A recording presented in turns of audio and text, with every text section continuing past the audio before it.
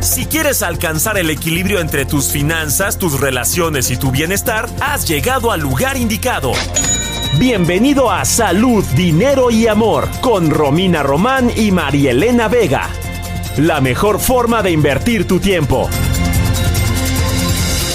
Y amor, este jueves 23 de enero, yo soy Romina Román. Gracias por acompañarnos aquí en el Heraldo Radio. Mucha información, sobre todo la que proviene de las nuevas medidas que está aplicando el gobierno del presidente Donald Trump, que incluyen, por supuesto, a México. Aquí le vamos a dar seguimiento a todo lo que está ocurriendo ahora, principalmente en materia migratoria. Y sigue el frío, así es que hay que protegernos de las enfermedades respiratorias. Pero antes que cualquier cosa, saludo con muchísimo cariño, como siempre, a mi compañera Marielena Vega. Muy buenas noches, amiga, ¿cómo estás? Qué gusto, amiga, muy buenas noches. Bien, feliz de estar aquí contigo, con nuestros amigos que nos acompañan. Mucha información y tienes toda la razón. Estados Unidos mueve sus fichas y nosotros, al ser una economía que dependemos de la de ellos, también lo hacemos. De ahí la importancia de seguir pues todos estos elementos. Pero también fluye información nacional, así que Romina, te regreso a los micrófonos. Información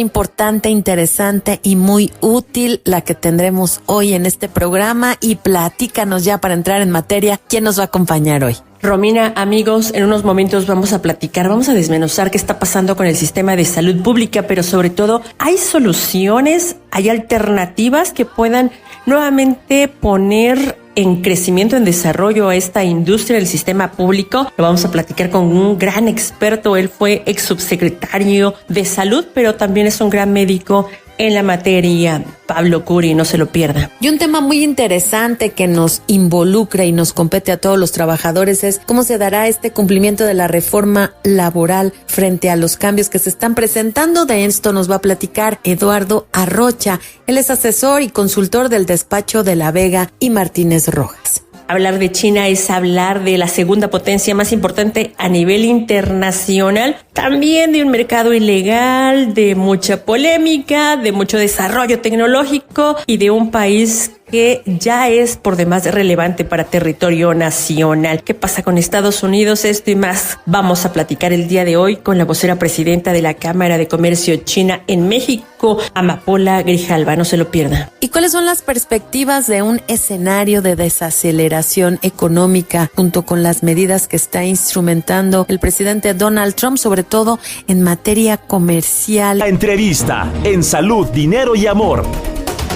Ya, amigos, el tema de salud es por demás importante a nivel nacional. ¿Qué está pasando? ¿Cómo podemos retomar un curso donde la salud sea pues parejo para todos? Para platicar del tema nos da muchísimo gusto saludar a Pablo Curi. Él, por supuesto, un gran experto en la materia de salud. Él fue subsecretario de Salud Federal en el sexenio 2012-2018. Es profesor de posgrado de la Facultad de Medicina de la UNAM. Fue durante 34 años. En fin, es una trayectoria por demás relevante en la materia. Doctor, muy buenas noches, qué gusto saludarle. Hola, muy buenas noches, Marilena, Romina, y por supuesto a todo el auditorio. Muchas gracias, doctor. Oiga, y hablar del tema de salud en México, ¿cuál sería su primera lectura en estos momentos? Pues yo creo que el tema de salud está en una situación de una gran oportunidad de hacer una serie de replanteamientos y retomar el rumbo, como ustedes lo señalan. Creo que los liderazgos que hoy tiene la Secretaría de Salud con el señor secretario, el doctor Krecenovich, y las demás instituciones del sector y los subsecretarios que acompañan al doctor Krecenovich, le dan una oportunidad de hacer una revisión muy profesional, muy a fondo de aquello que hay necesidad de retomar o de ajustar para poder dar respuesta a los grandes retos que estamos enfrentando. Porque no hay duda, recientemente hace 2-3 días estaba yo viendo algún reporte de que nuevamente los padres de los niños con cáncer bloquearon las instalaciones del Aeropuerto Internacional de la Ciudad de México.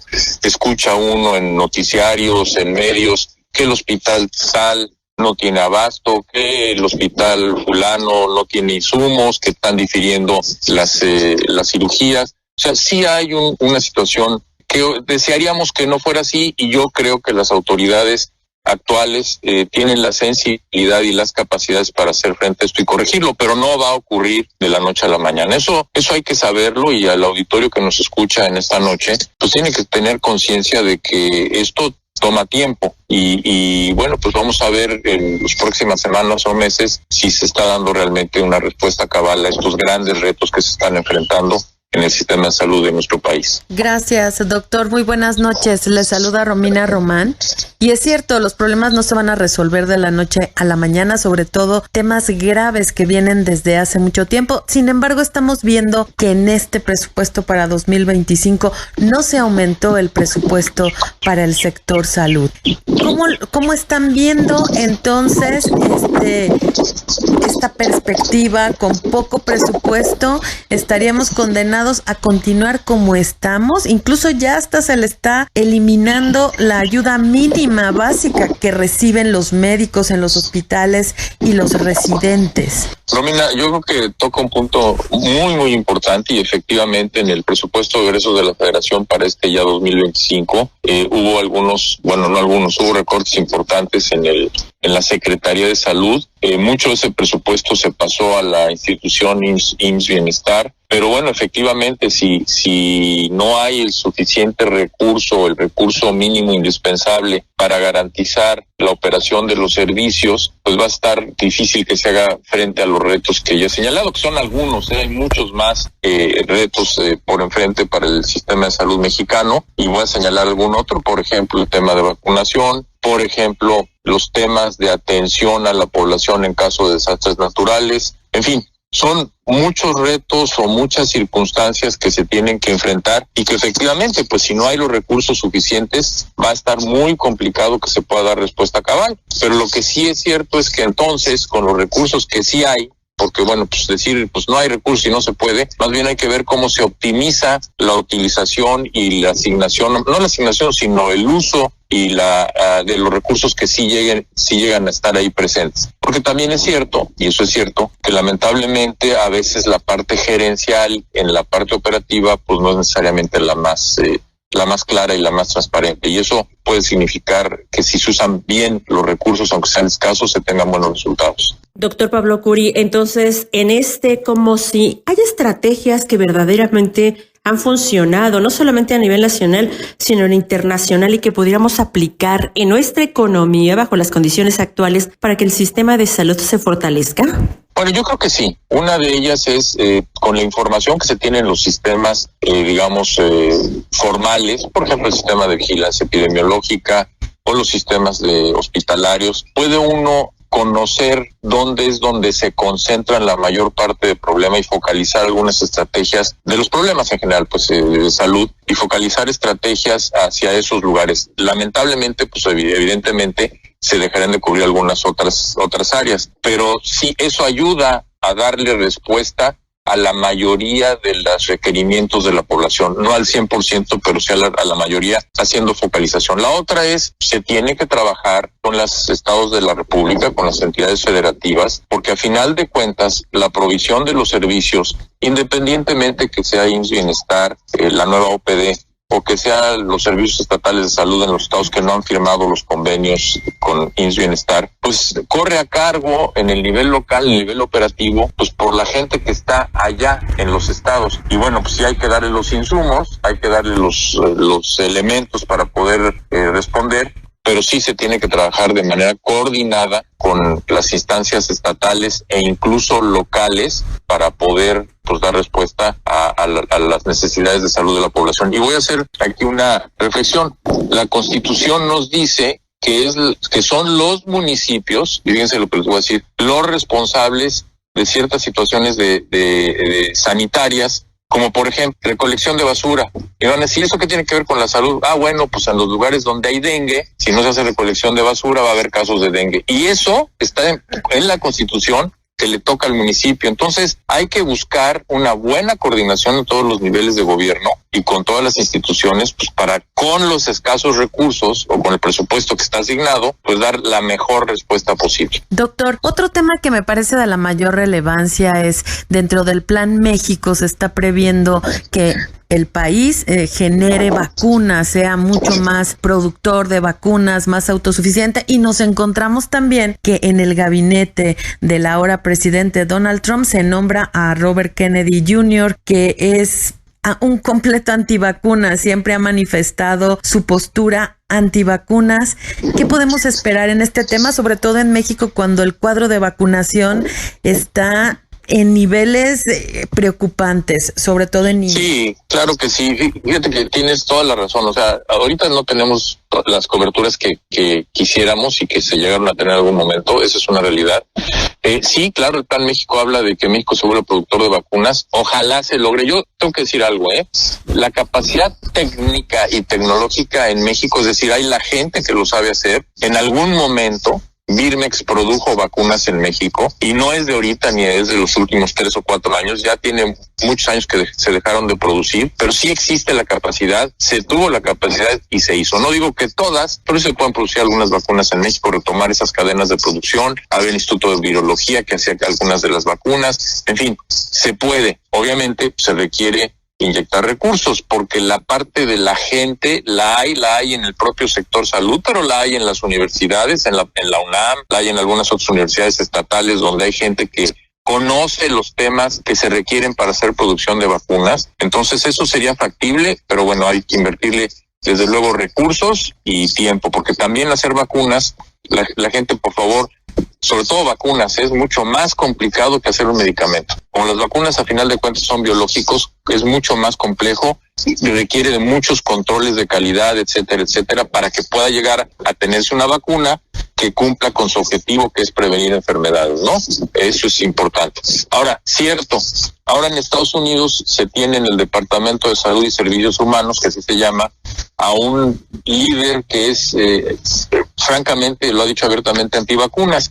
Yo lo vería como algo pues preocupante en general, pero también como una gran oportunidad para un país que pretende producir vacunas, porque a lo mejor se van a abrir ciertos mercados o ciertas oportunidades de utilización o de comercialización de las vacunas que se pudieran producir en México ante lo que pueda pasar en Estados Unidos, que también pues hay que esperar a ver realmente qué terminó ocurriendo. Tienen, pues no sé, ni una semana o por ahí que entró el nuevo gobierno de los Estados Unidos y todavía es, creo yo, muy prematuro para saber en qué van a terminar todas estas cuestiones que se mencionaron durante las campañas y demás, ¿no? Pero yo creo que se puede convertir en una oportunidad si se ve y se aprovecha bien el hecho de que se pueda en México producir las vacunas. Pues ojalá no solo para nuestro país, sino para afuera, ¿no? Por supuesto, doctor.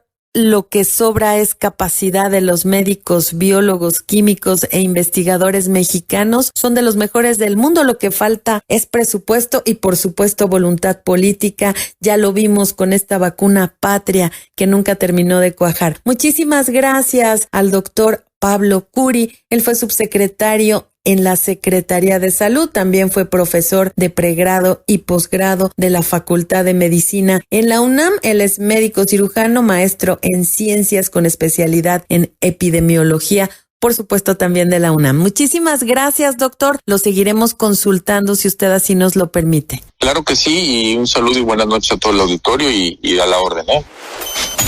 Y uno de los temas que sigue preocupando a los analistas es esta desaceleración que desde hace varios meses se registra en la economía mexicana, y por supuesto esto se suma a las acciones del ahora presidente Donald Trump en términos de comercio bilateral, específicamente con México y a nivel global. Para platicarnos de esto ya nos acompaña en la línea Iván Arias. Él es director de estudios económicos de Banamex. Muy buenas noches, Iván, qué gusto saludarte. Hola, Romina, muy buenas noches, muchas gracias por la invitación. Al contrario, gracias a ti, y platícanos cómo estás viendo esta desaceleración de la economía con este entorno de esta era Donald Trump y las acciones que está dando a conocer y aplicando. Sí, como bien comentas, pues mira, estamos en un contexto donde el año pasado ya la actividad económica ya venía creciendo menos de lo que hizo años anteriores. Hemos visto ya una desaceleración, una menor generación de empleos que también está afectando a los hogares. Esto se explica en cierta medida por una menor inversión, sobre todo la parte pública, que tiene que reducir su gasto para que no siga aumentando la deuda pública como lo estuvo haciendo, pero fundamentalmente estamos viendo impactos de una elevada incertidumbre en las decisiones de inversión de las empresas. ¿Por qué está habiendo mayor incertidumbre? Por un lado, temas locales, en particular estas reformas legislativas que se aprobaron en la segunda mitad del año en México y que están generando ahí dudas para las empresas en términos de si van a cambiar o no las reglas del juego, en qué sentido y si se van a respetar las reglas del juego, y en dado caso de que a juicio de las empresas no se estén respetando, si podrán tener acceso a un sistema de justicia que se aplique de forma eficiente y eficaz. Este panorama de incertidumbre ya perfilaba una menor inversión de parte de las empresas para este año, y en este contexto de menor crecimiento económico desde el año pasado, pues llega este tema de Trump y las amenazas que virtió desde la campaña electoral, ¿no? En estos primeros días, pues tuvimos, digamos, noticias negativas en dos frentes.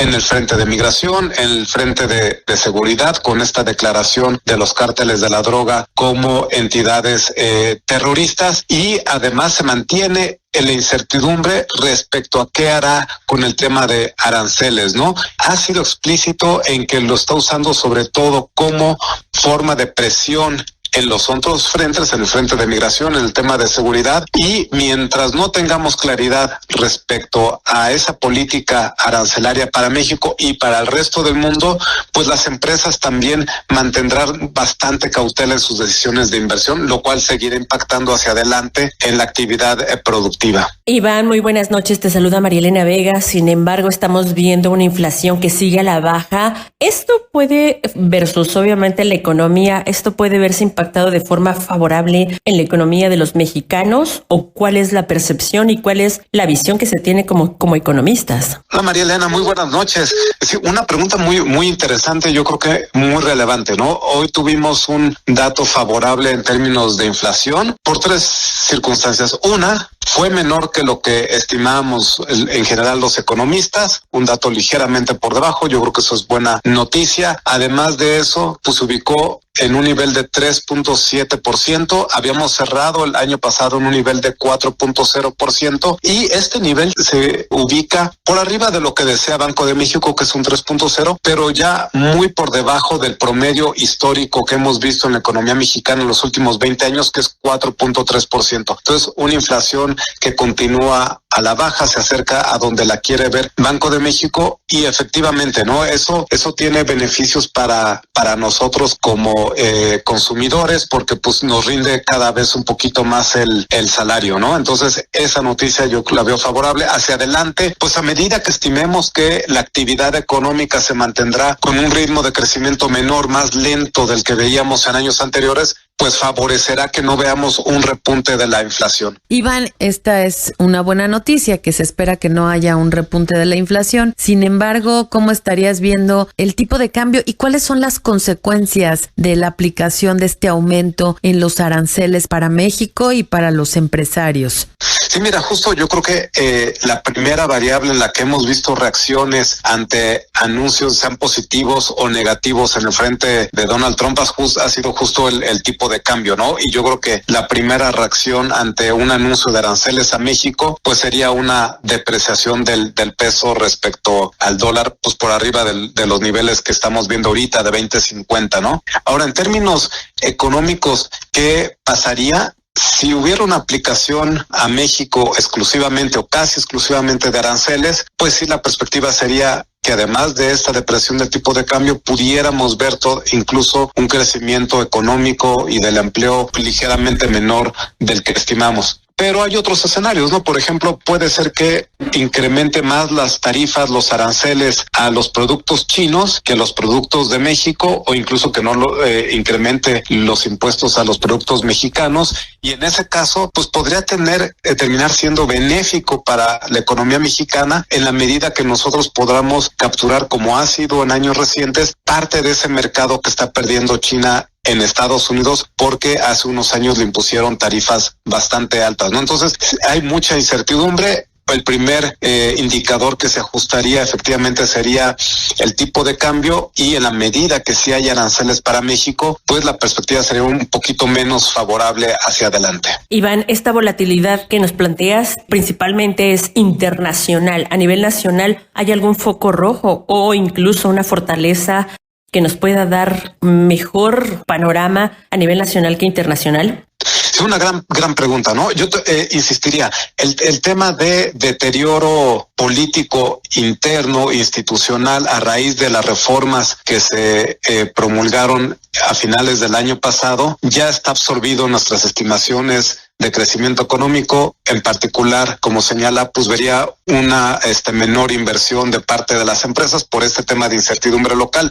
Hacia adelante, efectivamente, la mayor incertidumbre está relacionada con estas tarifas o no de Trump, con las decisiones que tome Estados Unidos, pero sí hay cosas que se pueden hacer. Yo creo que de parte del gobierno, en la medida que se plantee una relación constructiva con Estados Unidos de forma inteligente, que realmente sepamos vendernos, como yo creo que sí somos, como un socio confiable, un país que coopera en la medida de sus posibilidades en los distintos intereses que también tiene Estados Unidos. En la medida que vendamos eso de forma creíble, pues podríamos terminar con un escenario de complementariedad con Estados Unidos que mejore las perspectivas económicas de México. Un factor local de riesgo hacia adelante, ya más de mediano plazo, pues sí sería el tema de las finanzas públicas, ¿no? Ha aumentado la deuda pública en años recientes. En la medida que no se detenga esa tendencia, podríamos ver ahí algunas presiones para la economía mexicana, ¿no? ¿Qué presiones serían, Iván? Y si finalmente este escenario macroeconómico sí podría complicarse aún más hacia la mitad, fines del 2025. Mira, en fines de 2025 es cuando deberíamos tener noticias relevantes sobre este tema de finanzas públicas, porque sería cuando se presente el presupuesto para el siguiente año. ¿Qué riesgo vemos? Es en la medida que no se detuviera este crecimiento de la deuda pública, la percepción que tendrían los agentes económicos, los inversionistas, las agencias calificadoras de la deuda del país sería que está bajando la sostenibilidad de las finanzas públicas, o que está aumentando la probabilidad de que en un momento dejemos de pagar esta deuda que se está adquiriendo, y entonces podríamos estar viendo mayores tasas de interés, una disminución de la calificación crediticia de la deuda de México, que no solo afecta a la deuda que emite el gobierno, sino también impacta en la deuda que emiten las empresas, y entonces un panorama en general de mayores tasas de interés que en el largo plazo influye en un menor crecimiento económico, en una menor generación de empleos. Pues mucha volatilidad, no solamente a nivel internacional, sino también nacional, puntos que tendremos que seguir desmenuzando, aclarando y bueno, viendo hacia dónde se mueven para ver cómo nos impacta, no solamente como país, sino también en nuestro bolsillo. Iván Arias, director de Estudios Económicos de Banamex, muchas gracias, esperamos mantener comunicación abierta contigo. Muchísimas gracias a ustedes por la invitación, un placer platicar con ustedes y buenas noches al auditorio. Y amigos, nosotros seguimos aquí en Salud, Dinero y Amor por el Heraldo Radio. Vamos a hacer una pequeña pausa, regresamos, no se vayan. Ellas son mujeres de radio. Salud, Dinero y Amor por el Heraldo Radio.